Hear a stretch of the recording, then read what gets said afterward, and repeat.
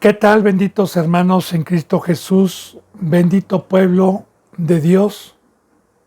Yo deseo con todo mi corazón, dándole la gloria a Dios por tener su sentir, que la gracia, el poder de Dios, que nos trajo Dios por medio de nuestro Señor Jesucristo, lo sepamos cuidar mediante la orientación, mediante la enseñanza del Todopoderoso, para poder caminar este bendito camino que es por fe, no por obras, sino es con su presencia, y podamos tener el conocimiento de su amor para llegar al galardón, a la vida eterna, a la esperanza eterna, que al fin es nuestro camino a todo el pueblo de Dios y a todos los que hemos puesto su confianza en Él. Yo he orado por usted, bendito hermano y bendita hermana, por todo suscriptor, por todo seguidor, conozca o no conozca, tanto en México, en España, en Estados Unidos, en Ecuador, en Perú, en Colombia, en Brasil, en Chile, en Puerto Rico y en todo lugar donde Dios permita llegar día con día la bendita verdad de su palabra, ya sea por este medio o por cualquier otro medio santo que Dios esté escogiendo. Me pongo a los pies de Cristo, habiendo yo orado también por mi hermana Piama, su familia. Gracias por sus bendiciones, hermana. Por mi hermano Daniel González, allá en Guadalajara, aquí en México, en Guadalajara. Gracia y paz, hermano bendito. Así que continuemos con la enseñanza número 63, Salmos 50, versículo 3. Vuelvo a repetir, Salmos 50, versículo 3. Bendito hermano y bendita hermana, ayer que empezamos este bendito salmo estamos viendo proféticamente la llegada de la gracia, la llegada de la fe, la llegada de un pacto nuevo que vino a establecer Dios por medio de su Hijo Jesucristo. Profecías 750 años antes de nuestro Señor Jesucristo, y profecías que se cumplen y que los que estamos vivos, que los que hemos sido resucitados conforme al Evangelio, podemos ver estas maravillas cumplidas y que se siguen cumpliendo con los santos, para no dudar nunca de las profecías que no hemos visto y que faltan, como la llegada de nuestro Señor Jesucristo, el arrebatamiento y el juicio final. Tengamos en cuenta que todo esto ya se cumplió, y también pongamos en meditación las riquezas y las maravillas que Dios predestinó en este nuevo pacto para el mundo. Dice, versículo 3, vendrá nuestro Dios y no callará, fuego consumirá delante de él, y tempestad poderosa lo rodeará. Bien, Cristo Jesús, Dios. Primeramente, bendito hermano y bendita hermana, ¿cuándo estuvo Dios? ¿Cuándo llegó Dios? ¿Y cuándo empezó a hablar Dios? Bien, cuando vino nuestro Señor Jesucristo, nacido en carne, en el momento en que Dios permitió que Cristo Jesús fuera bautizado por instrumento de Juan el Bautista, con agua, porque el hombre bautiza en agua, Dios bautiza en espíritu. En ese momento Dios bautizó a Cristo Jesús, a su Hijo, con la unción, con la presencia del Espíritu Santo, que descendió como una paloma y dijo, este es mi Hijo amado, en que yo tengo complacencia. Una vez que Cristo Jesús y su padre descendió y lo utilizó como una casa habitación. Jesús fue probado en el desierto y una vez que Dios vio su fidelidad, entonces empezó a hablar Dios desde aquel día. Fíjense bien lo que le estoy diciendo. Desde aquel día hasta el día de hoy, Dios no ha callado, como dijo Pablo, porque su palabra no está presa. El Evangelio, desde aquel entonces, ha venido de generación en generación. Y el Verbo, primeramente, se encarnó en Cristo para que Dios reconciliase consigo mismo al mundo. Consigo mismo. Y muy importante, bendito hermano y bendita hermana, porque nuestro Señor Jesucristo, que es el primogénito, que es el ejemplo a seguir, dijo muy claramente siempre: yo no he venido a hablar por mi propia cuenta. Yo he venido a hablar únicamente lo que el Padre me dijo que hablase. Y en todo momento nuestro Señor Jesús estuvo hablando de la salvación y del camino que lleva a la vida eterna. De igual manera, una vez que nuestro Señor Jesucristo fue utilizado por su Padre y no cayó, una vez que Jesús murió y resucitó, se presentó a los que dio gracia, a los que discipuló y les dijo: yo les he venido a amar, ahora vayan a todo el mundo, bauticen en el nombre del Padre, del Hijo y del Espíritu Santo y enséñenles. Ahí está, enséñenles. Pero ¿quién va a enseñar por medio de los discípulos? ¿Quién enseñó por medio de los discípulos? Dios, mediante la sabiduría de Cristo que está plasmada en el Nuevo Testamento. Dios. Enséñenles todas las cosas que yo les vine a enseñar a ustedes. Ahora, desde aquel día, Dios no ha callado. Y aquí recordemos, bendito hermano y bendita hermana, meditemos en esta riqueza, porque Dios va a tener el día del juicio, como un Dios justo, toda la autoridad para juzgar tanto a los crédulos como a los incrédulos, como a los que aceptaron entrar por la puerta del redil, como a los que no aceptaron y se quedaron en otras religiones.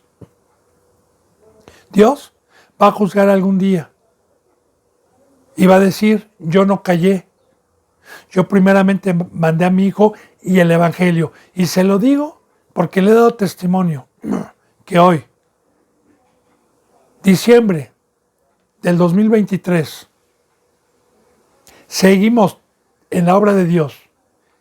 Sábado y domingo se lleva el Evangelio a la calle y Dios no calla, y los hombres les rechina y dicen: es muy temprano, que no, está loco, respete mi religión, y se molestan. Yo le estoy hablando de un 98% de las personas que se les dice: les traemos la palabra de Dios. Y algún día Dios va a tener motivo para juzgar, pero ese es el amor de Dios, no calla. Y Cristo, Dios se encarna con los santos para reconciliar consigo mismo al mundo. Por eso nos da la enseñanza Cristo Jesús en San Juan, en donde nos dice, ¿verdad? Pero cuando venga el Espíritu, o sea, Dios, Él dará testimonio, Él convencerá al mundo de pecado. Él convencerá por medio de su iglesia. Bien, entonces, vendrá nuestro Dios y no callará. Profecía cumplida. Amén. Gloria a Dios. Luego dice: fuego consumirá delante de él. Vamos, a ver. ¿De qué fuego está hablando? Alabado sea Dios. Vamos a remontarnos desde el Antiguo Testamento a los que han dado un seguimiento y a los que han leído la bendita palabra. En el tiempo de los reyes, en el tiempo de Jezabel, en el tiempo de los falsos profetas, en el tiempo de Elías, cuando convocaron a los falsos profetas y a este verdadero profeta que dijo, vamos a ver cuál es el Dios verdadero, si el de ustedes o el mío. Y vamos a poner una víctima. Y la víctima que se consuma con fuego, ese es el Dios poderoso. Y se hizo un altar, cada uno de ellos, ¿verdad? Para poner la víctima, que era un buey,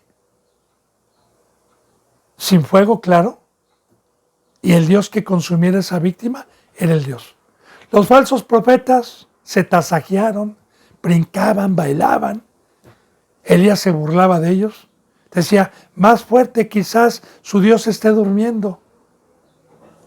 Y cuando le tocó a Elías, que claro que en aquella víctima no hubo un fuego que consumiera, Elías hizo una zanja alrededor de donde iba a poner el animal y puso agua. Claro, todo tiene simbolismo el bautizo. Ahora, del cielo descendió un fuego que consumió al animal que Elías había puesto. Pero ¿cuál es el conocimiento? Bien, nosotros, desde que entró el pecado, nos convertimos en seres carnales, a imagen del diablo. ¿Sí? Y el fuego de Dios consume la carne para vivir en espíritu. Desde el Antiguo Testamento, como una sombra de lo que iba a venir, las víctimas que Dios pedía como sacrificio por el pecado, el pueblo cuando llevaba una víctima a ofrecer por el perdón de sus pecados y confesarlo, el sumo sacerdote tomaba el animal y antes de entrar al lugar santísimo, degollaba al animal, vertía la sangre en un lebrillo, en un recipiente, y la víctima, el cuerpo, lo quemaban junto con las vísceras. Y únicamente entraba al altar la sangre para rociarla en el altar. Ya también representando el nuevo pacto, que no es por obras, que el fuego de Dios en el bautizo, conforme a la fe, conforme a la entrada por la puerta del redil, me consumió mi carne y me consumió los deseos de mi carne y la mesa de Satanás y me volvió un ser espiritual. Por fe y simbólicamente, bendito hermano y bendita hermana. Recuerde, para fortalecer esta profecía divina, como Juan el Bautista decía, cuando le pedían explicación de que si era el Cristo, de que si él era el Cristo y por qué bautizaba. Él dijo, yo bautizo en agua, no soy el Cristo, yo bautizo en agua, pero el que viene tras de mí, refiriéndose a Cristo, él los bautizará en espíritu y fuego. Y fuego.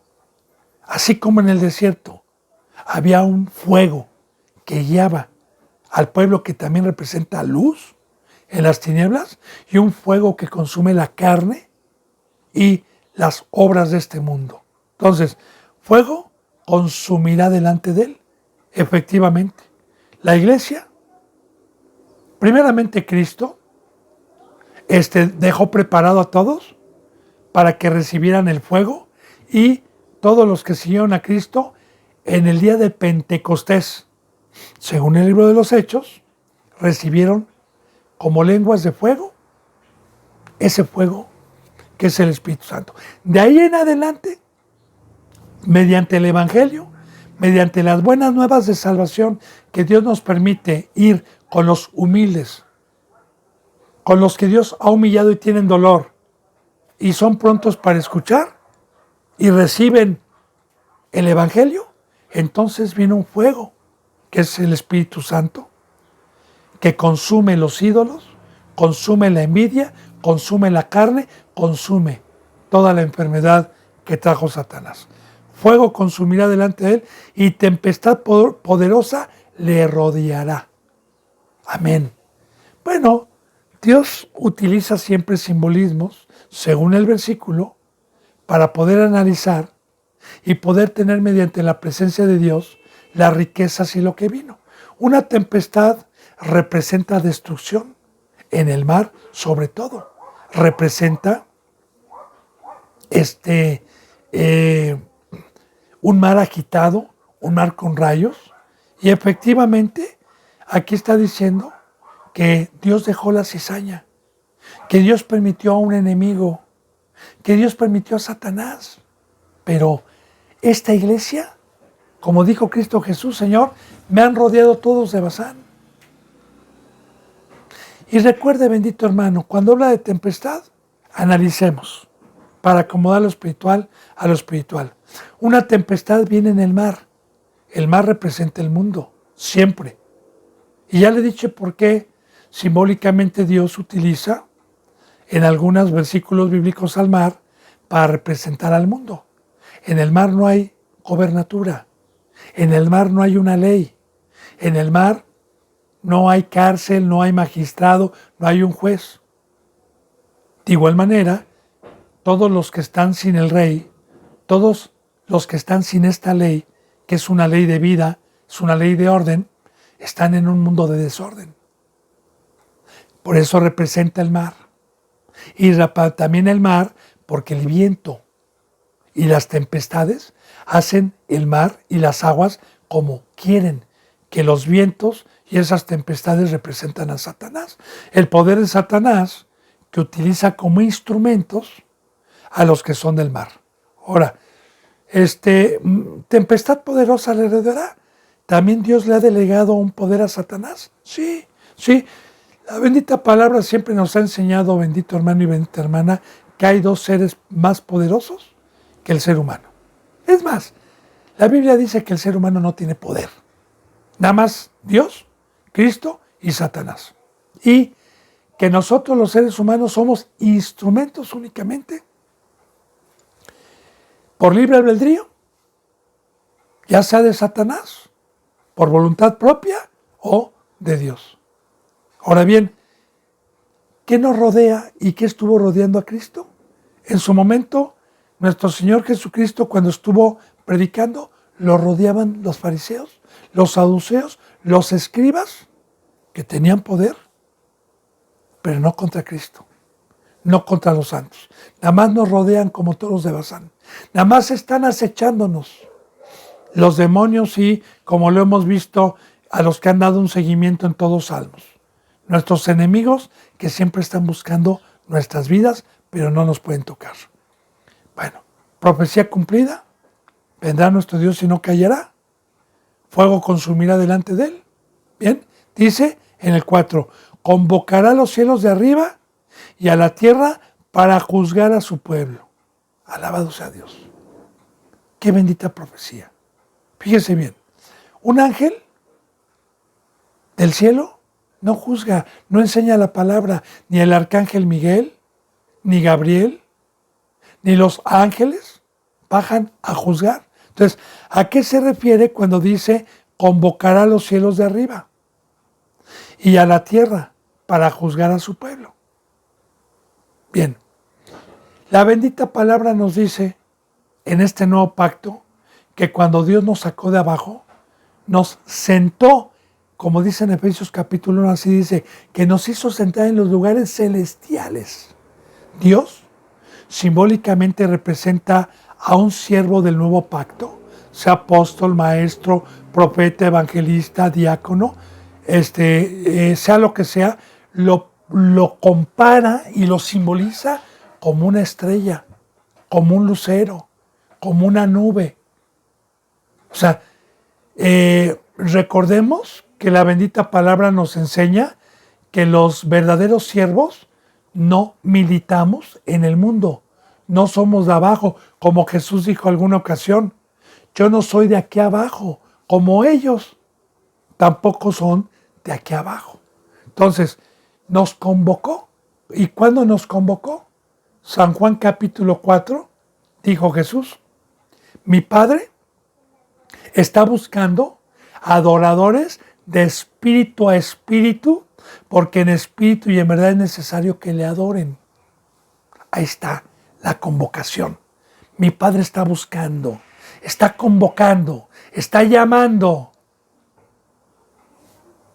para darles alas, para darles una forma y hacerlos seres angelicales, que la palabra ángel significa mensajero. Vino a convocar y vino a la tierra a llamar. Vino aquí abajo a llamarnos y a convocarnos para que fuéramos de arriba. Otra profecía cumplida a los que estamos en la cruz.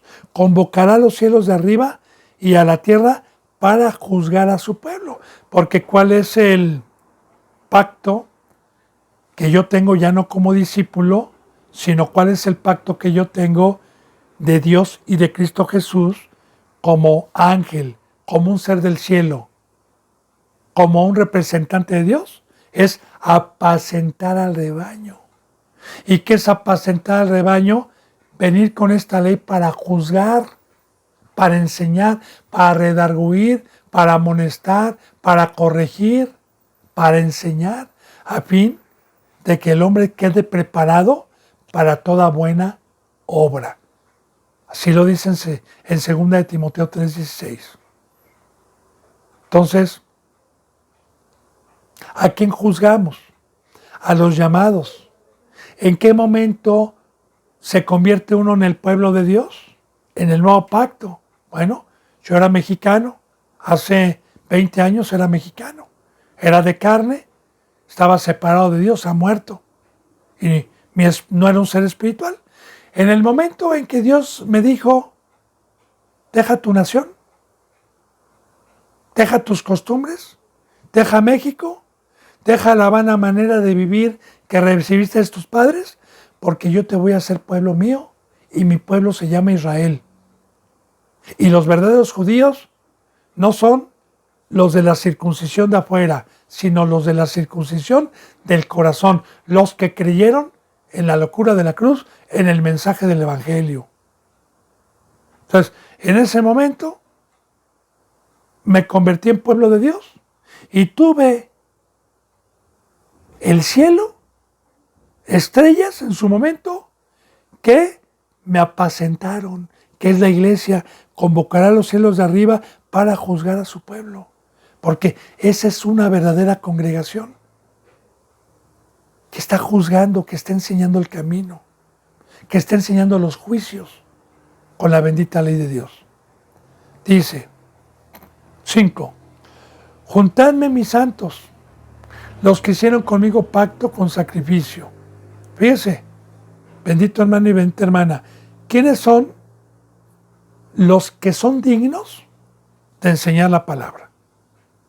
Los que son dignos de tener un ministerio no por una escuela teológica puesta por el hombre, como hoy se jactan muchos por tener sus diplomas humanos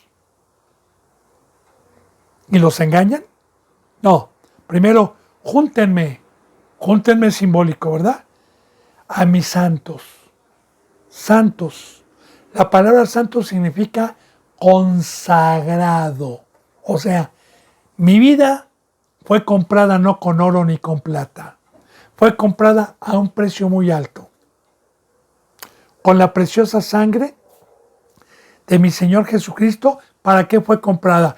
Para ser esclavo de Cristo. Y por eso, bendito hermano y bendita hermana, la palabra desde el Antiguo Testamento como una sombra. ¿Qué nos habla de los esclavos? Los esclavos eran comprados y no podían hacer lo que se les pegaba la gana.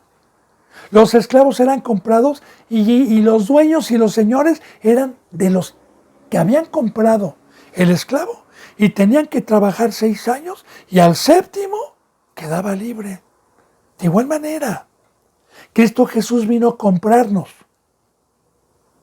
No con oro ni con plata, sino ¿para qué? Para ser sus sirvientes. Pero tiene un precio. Por eso la cruz. Por eso la muerte al mundo. Por eso una entrega total. Por eso el que tuvo razonamiento, el que tuvo entendimiento de que el planeta Tierra no es nuestro hogar, que somos extranjeros, peregrinos, gente de paso, y tuvo el toque de Dios, comprendió que aquí, mientras estemos, para la vida eterna, es servir a Dios. Ahora, por eso dice, ¿verdad? Júntenme a mis siervos, fíjense, los que hicieron conmigo pacto, pongan atención, con sacrificio. Bendito hermano y bendita hermana. El pacto que trajo Dios por medio de Cristo Jesús es un pacto de muerte. ¿Qué significa el bautizo? Baptizo viene del griego baptizo, que significa sepultura o inmersión. Como dice en Romanos capítulo 6, versículo 1, versículo 2, y casi todo ese capítulo de Romanos nos habla de la muerte. ¿Qué dice? Entonces, ¿qué? ¿Perseveraremos en el pecado para que la gracia abunde? En ninguna manera, porque los que hemos sido crucificados juntamente con Cristo, ¿cómo volveremos a vivir en el pecado? ¿O no saben que todos los que hemos sido bautizados en la semejanza de su muerte? El mundo me pide la carne, Dios me pide mi espíritu. Dios con su poder me vino a traer una cruz simbólica, que la cruz representa crucificar mi carne para ya no regresar a adulterar ni a fornicar con Satanás. Pero para poder llegar a tener este pacto de sacrificio, necesité todo un discipulado hasta llegar y tomar mi cruz y crucificarme en el Gólgota juntamente con Cristo, que es la meta a la cual Dios por medio de Pablo decía: corran con paciencia la carrera, puesta la mirada en el galardón. ¿Cuál es mi galardón? En mi ministerio. ¿Por qué es mi galardón? Porque el ministerio y el sacrificio me llevan a la vida eterna. Porque para poder servir a Dios necesito sacrificio. Necesité haber sacrificado todos mis ídolos. Haber sacrificado la vana manera de vivir que recibí de mis padres y darle mi sangre, mi tiempo y mi vida, que no son mías, que fueron compradas. Y ese es el pacto que muchos no entienden. Y que muchos ya están con un velo. Porque aunque se les explique no lo van a entender, porque practican el pecado. Sobre todo en estos últimos tiempos. Los que hicieron conmigo pacto con sacrificio, contádmelos a ellos. Dice, y en el 6, los cielos declararán su justicia porque Dios es el juez. Ahora, aquí está hablando también, bendito hermano y bendita hermana, de que aparte de que nosotros tenemos el privilegio de juzgar, de enseñar proféticamente al pueblo de Dios, de igual manera nosotros vamos a ser juzgados algún día. Y lo dice la bendita palabra en Apocalipsis. Lo dice así, que el juicio, fíjese bien, el juicio final empieza por la casa de Dios. También podemos darnos cuenta de una profecía apocalíptica para fortalecer esto que estamos viendo en San Mateo 25, donde Dios va a tener a su derecha a las ovejitas y a su diestra a los cabritos. Y los va a juzgar con esta ley. Los va a juntar a los que hicieron pacto, a los que aceptaron el pacto algún día. Ahora, fíjese bien, en el 6, profecía que viene. Profecía que yo temo. Profecía que algún día vamos a estar delante de Dios y de Cristo para que nos juzgue. Y los cielos declararán su justicia porque Dios es el juez. Ahora bien, ¿quiénes son los cielos aquí? ¿El tercer cielo? ¿Dónde está Dios? ¿Dónde está Cristo? ¿Quién es el que va a juzgar? El que es de arriba, Cristo Jesús. Ahora, ellos, algún día, que el juicio empieza por su casa y es la iglesia, algún día va a juzgar y dice la palabra así, que cada quien va a recibir lo que haya hecho mientras estuvo en el cuerpo humano, sea bueno o sea malo. Cada quien va a recibir su galardón algún día porque todos vamos a ser juzgados, empezando el juicio por su casa, por la iglesia, como aquí lo dice, y allá arriba Cristo va a juzgar nuestros hechos. ¿Y sabe qué, bendito hermano y bendita hermana?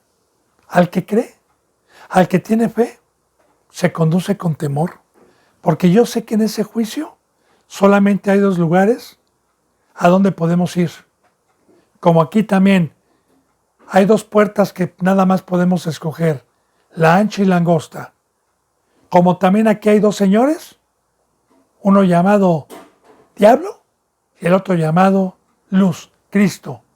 Así también, en el día del juicio, solamente hay dos lugares a donde podemos ir. El lago de fuego, eternamente, que es la perdición para Satanás y todos sus seguidores, o la vida eterna.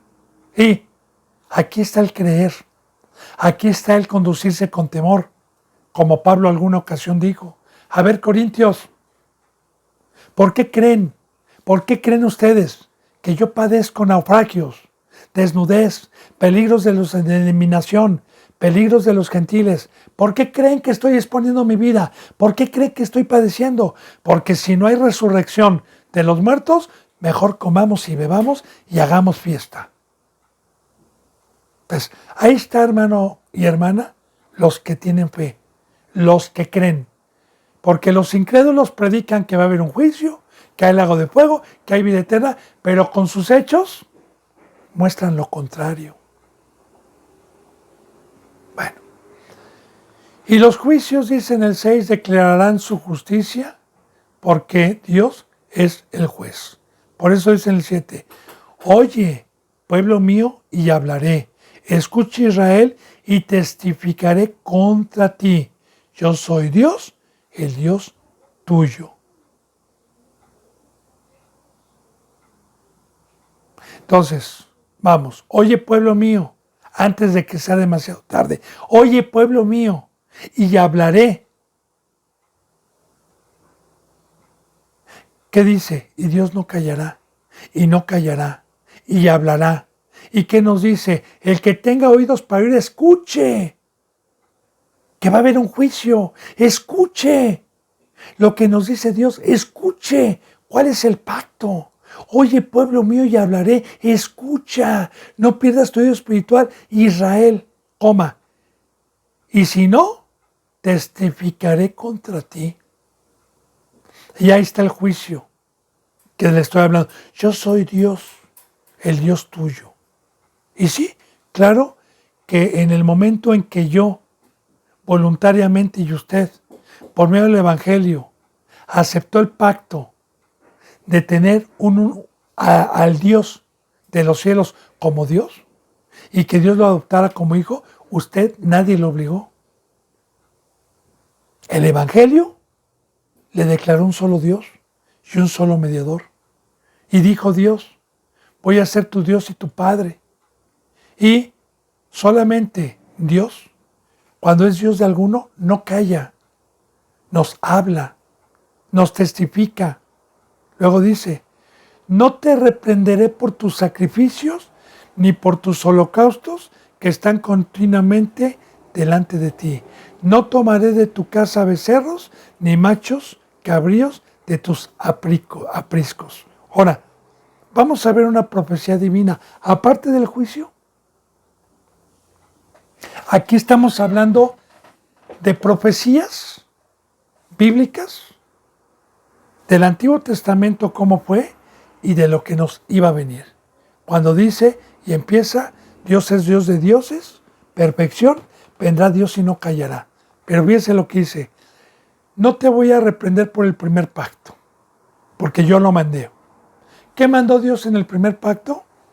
Pues un pueblo y un templo de sacrificios, que millones y millones de animales fueron sacrificados durante todo el periodo del primer pacto y todas las generaciones que vivieron en el primer pacto como hebreos, como pueblo de Dios, que fueron de puros sacrificios, ofrendas y holocaustos.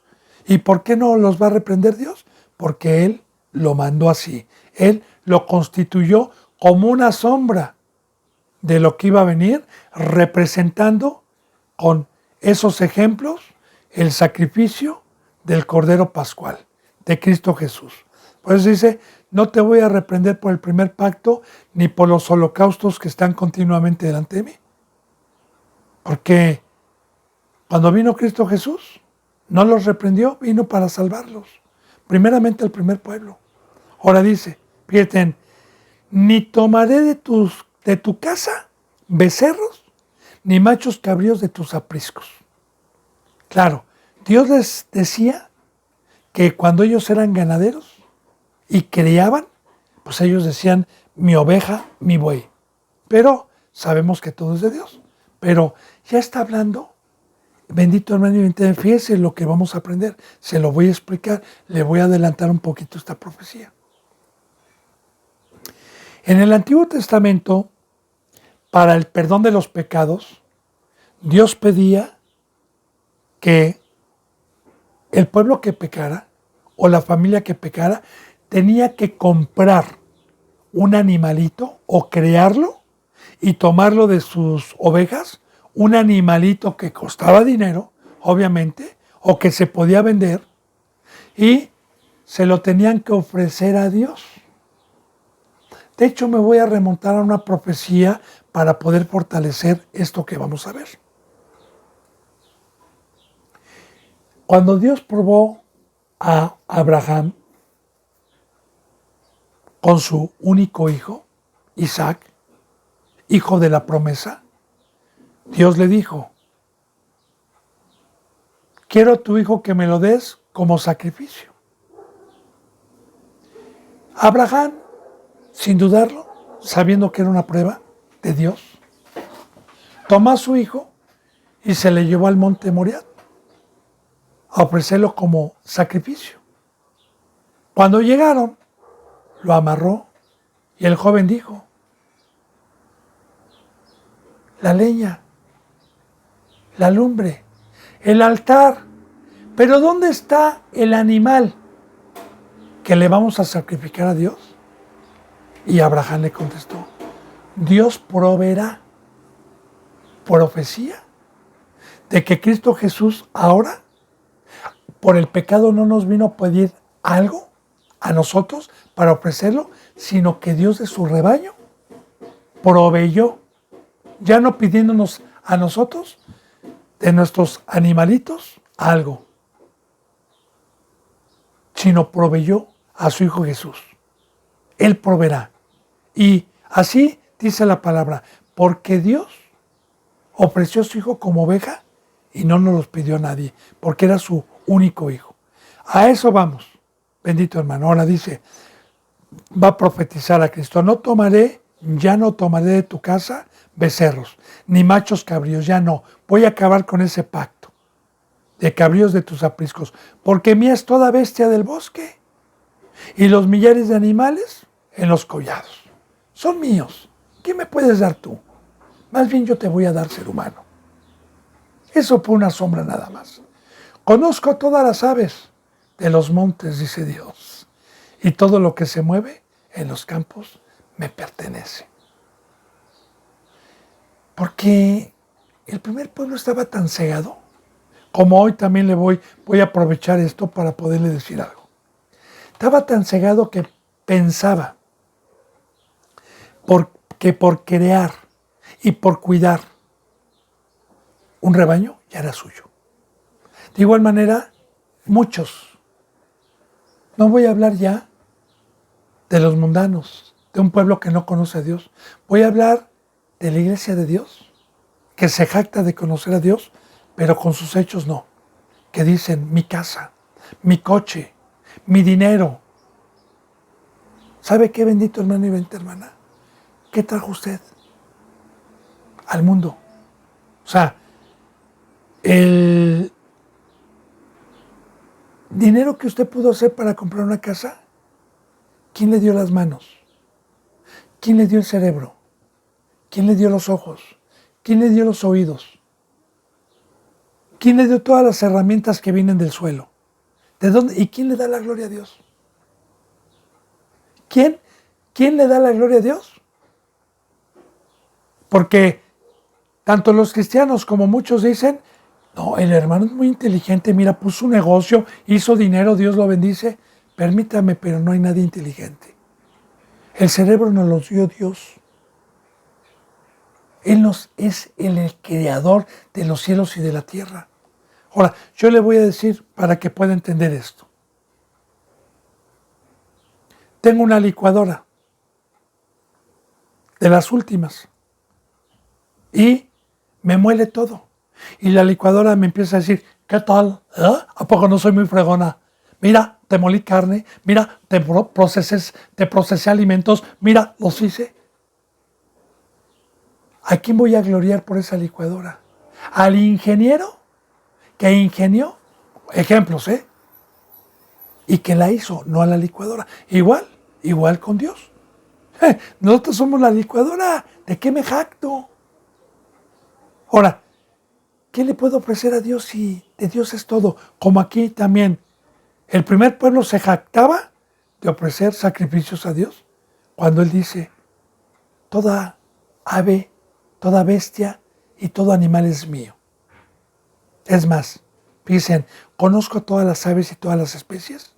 Cuando el ser humano, en estos siglos que estamos, no ha terminado de conocer todas las especies, porque hay todavía zonas vírgenes donde todavía se descubren animales que nunca han sido descubiertos. Conozco todas las aves de los montes y todo lo que se mueve en los campos me pertenece. ¿Qué me puedes ofrecer? Y aquí está dando por inválido el primer pacto, como dicen Hebreos. Que cuando dice nuevo pacto es porque el viejo o antiguo pacto que fue dado por viejo, fue dado por terminado.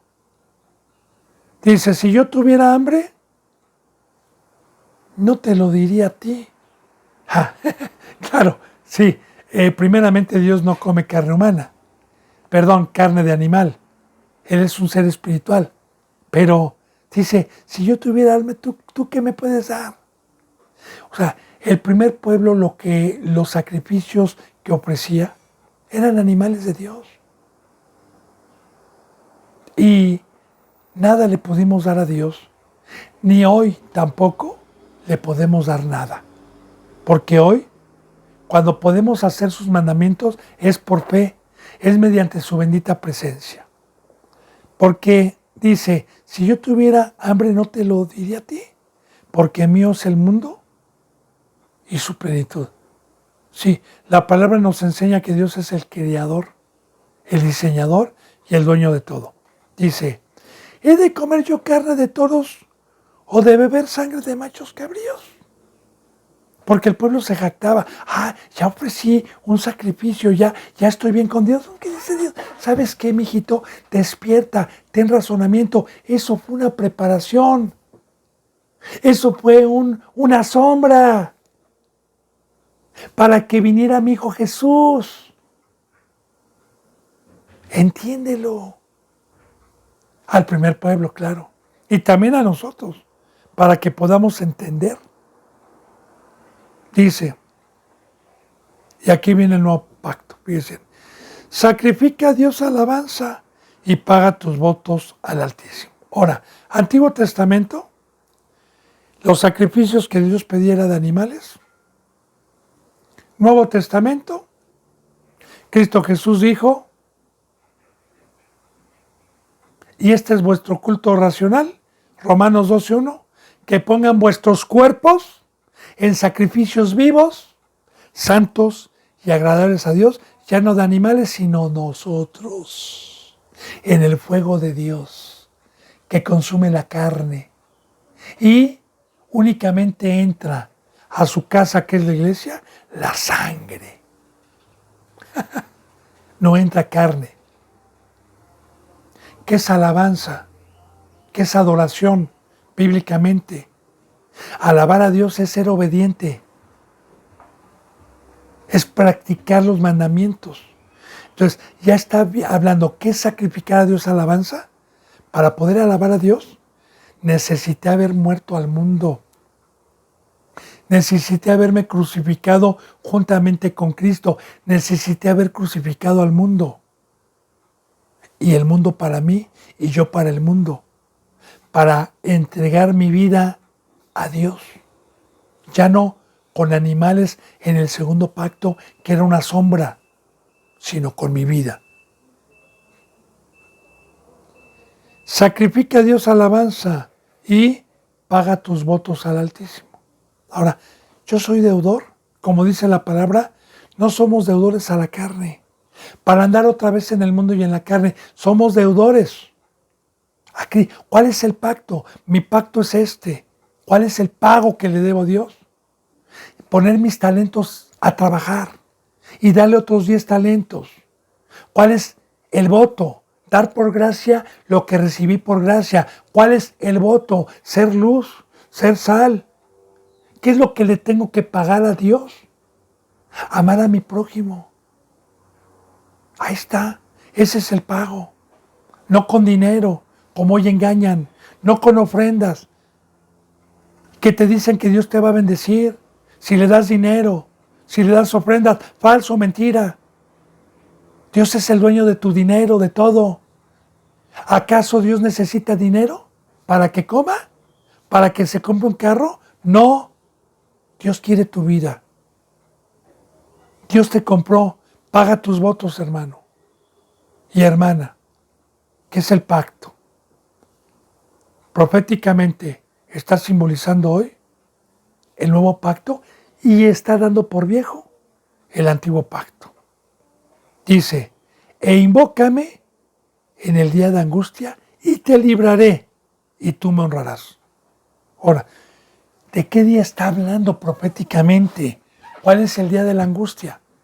Sí, la bendita palabra nos declara y nos enseña que una vez que Jesús venció a Satanás, dice así la palabra, y Satanás sabe que le queda poco tiempo y se fue a hacer guerra contra la descendencia de la mujer, los que guardan los mandamientos de Dios.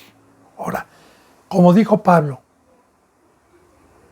yo no confío ni en mí mismo.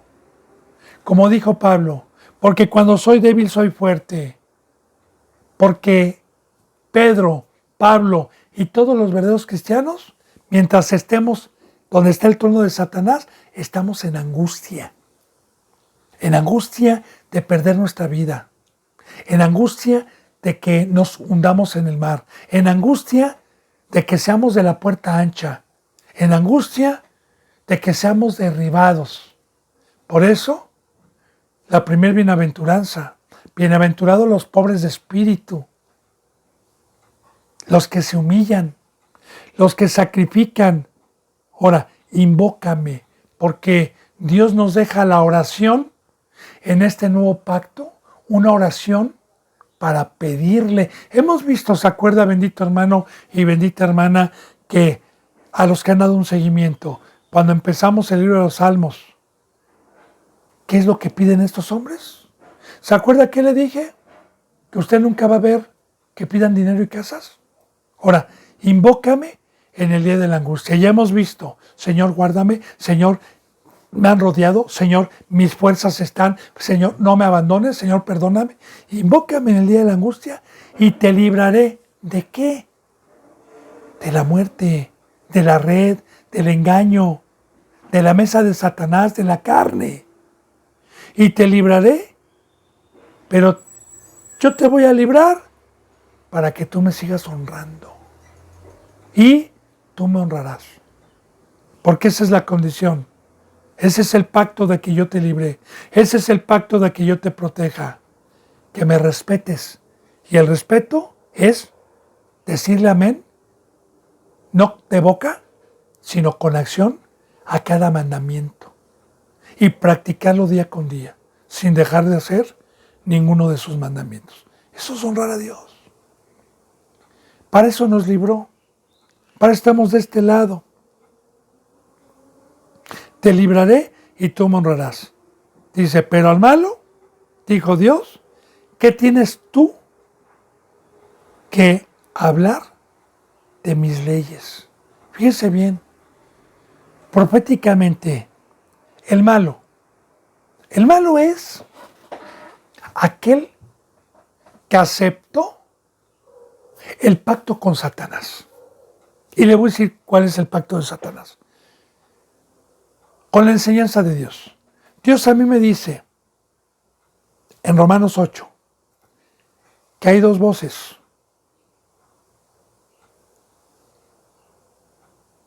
Que me quieren dar órdenes. Antes de que yo fuera cristiano, no conocí esta voz. Esta voz estaba apartada de mi vida, totalmente apartada y ajeno a esto. Y nada más tenía una voz que yo obedecía, la del diablo. Ahora bien, cuando vino Cristo Jesús a mi vida y tuve entrada a esta bendita voz de amor, entonces empezó una batalla, porque Dios me declaraba una cosa y el enemigo me decía, no, haz lo contrario. Ahora, la bendita palabra nos enseña en Romanos 8 que nosotros somos esclavos de la voz que obedecemos, sea para Satanás o sea para Dios, sea para maldad o sea para bien, porque toda transgresión de esta ley es maldad. Toda transgresión a un mandamiento de Dios me convierte en malo. Y claro, son deseos de la carne. Ahora, pero al malo dijo, a los que amaron el mundo, a los que no guardaron, a los que no tomaron su cruz, dijo, fíjense, ¿qué tienes tú que hablar de mis leyes? Ahora bien, todos aquellos que se jactan de ser cristianos siguen en las congregaciones disfrazadas de luz, hablando de las leyes y hablando de la Biblia. Tuercen las Escrituras. O sea, para poder hablar las leyes de Dios, se necesita pagar mi voto. Se necesita sacrificar alabanza. Se necesita honrar a Dios. Ese es el precio. Como dice en el Nuevo Testamento, que el obispo debe ser irreprensible, casto de sí mismo, que tenga buen testimonio de los de afuera, que sepa gobernar su propia casa, no dado al vino, no iracundo, etc. Él puede hablar de la ley, el que está en la cruz, pero el malo, ¿por qué se jacta? ¿Por qué quiere hablar de la ley de Dios? Esto lo dice Dios, no lo digo yo.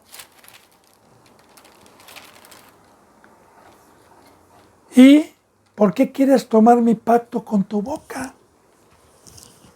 Porque, ¿cuál es el pacto? Ir a anunciar el Evangelio. Pero si yo me convierto en malo, no tengo la verdad. No es Dios el que está hablando. Estoy engañando.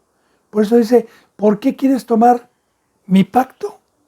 Porque mi pacto fue que yo te iba a ser digno de hablar, que ibas a ser el verbo si estabas en la cruz, si me honrabas, si pagabas tu voto. Pero, ¿por qué quieres tú ser apóstol, maestro, profeta, evangelista? ¿Por qué quieres tú pasar al púlpito? ¿Por qué te quieres sentir doctor de la ley, maestro? ¿Por qué quieres tomar ese pacto en tu boca si no pagas el precio? ¡Qué profundidad de palabra! Y recuerde, lo que estamos viendo son profecías que hoy se cumplen. Dice, pues tú, fíjense, aborreces la corrección y echas a tu espalda mis palabras. ¿Sí? Llega uno y le dice, hermano, usted tiene que tomar la cruz, debe de sacrificar su vida. Hermano y hermano, usted no debe... Aborrecen la palabra cruz. Aborrecen que alguien llegue y les diga que está transgrediendo una ley por sus concupiscencias, por amar más la maldad. Ahora, aquí está escrito, no lo digo yo. Y recuerde, Son profecías de estos tiempos, bendito hermano y bendita hermana. Pero, pues tú aborreces la corrección y echas a tu espalda mis palabras. ¿Por qué? Porque las palabras de Dios no están en el mundo. Mire, aquí está el mundo, aquí está Dios. Yo estoy aquí, Dios me está hablando, y si yo estoy para acá, sus palabras están en mi espalda. Si yo estoy en el mundo, están en mi espalda. Pero si yo me voltease para acá, entonces sus palabras estarían en mi corazón. Entonces, espalda es porque ellos le dieron la espalda a la cruz y están en el mundo.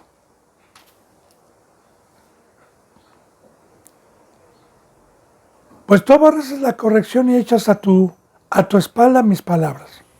Dice, si veías al ladrón, corrías con él. Y con los adúlteros era tu parte. Ahora, si veías a Satanás por medio de una iglesia que venía a robar al rebaño, a engañar al rebaño, para llevárselo con engaños, para llevárselo con estratagema de los hombres, para llevárselo con palabras persuasivas, tú veías y te callabas.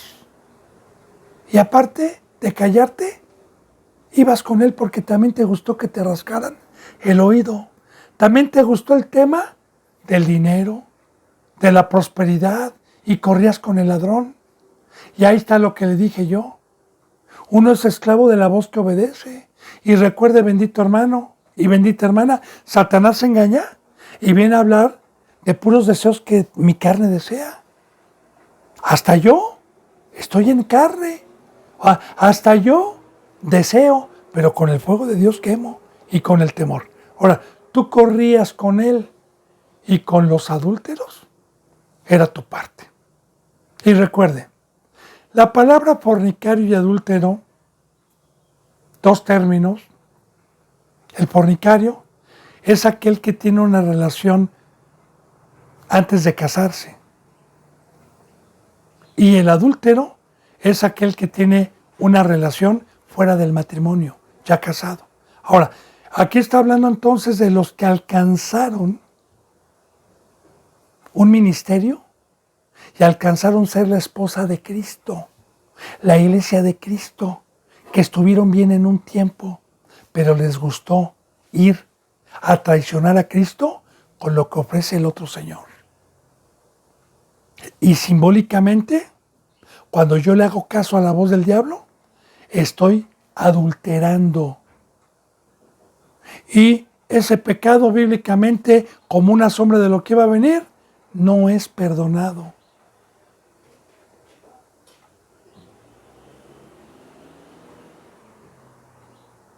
Con los adúlteros era tu parte, porque muchos el día de hoy, bendito hermano y bendita hermana, que estuvieron en la verdad, como Marcos Witt, como Adrián Romero, como Maldonado y como muchos otros, que yo puedo seguir nombrando, que hace 20 o 30 años predicaban la verdad y no se dejaban corromper, ahora están con los adúlteros. Ahora están en iglesias adúlteras. Pare de sufrir, enlace y otras muchas más. Bueno, dice, tu boca metías en el mal y tu lengua componía engaños. Ahora, ¿cómo puedo meter mi boca al mal? Bueno, la Biblia dice que somos instrumentos, nada más.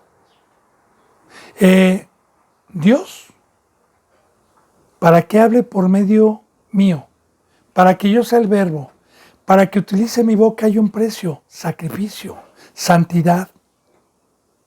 No contaminarme, porque Dios es santo, santo, santo. Para eso me limpió con la sangre de Cristo Jesús, para poder habitar dentro de mí y poder hablar.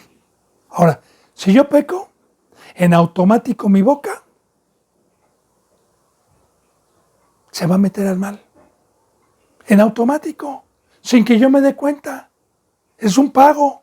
Ya no voy a predicar la verdad, porque el único que tiene la verdad es Dios. Y si Dios no está conmigo, yo no tengo la verdad. Ni usted, hermano. Dios y Cristo son los únicos que tienen la verdad. Y el demonio trae la mentira. Entonces, ¿mente un demonio? Y mi boca metía el mal. Se la di como instrumento y tu lengua componía, fíjese bien, componía, ponga mucha atención, componía engaño.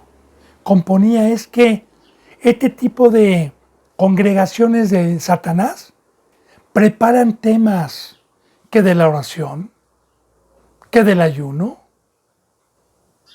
que preparan temas, pero con engaño, como el catolicismo. Compone y mete herejía. Y usa la Biblia y usa al Dios del cielo para meter herejía. Y componen. Y claro, con la astucia de Satanás y engañan a muchos. Yo le había comentado, bendito hermano y bendita hermana, que cuando estuve en una iglesia apóstata, lo que me enseñaban eran enseñanzas que componían ellos, que de sexualidad, que líderes de 360 grados, que la psique, que el alma, metafísica metían y componían y usaban algunos versículos bíblicos para torcerlos y componían engaño para enseñar el mundo. Palabra de Dios.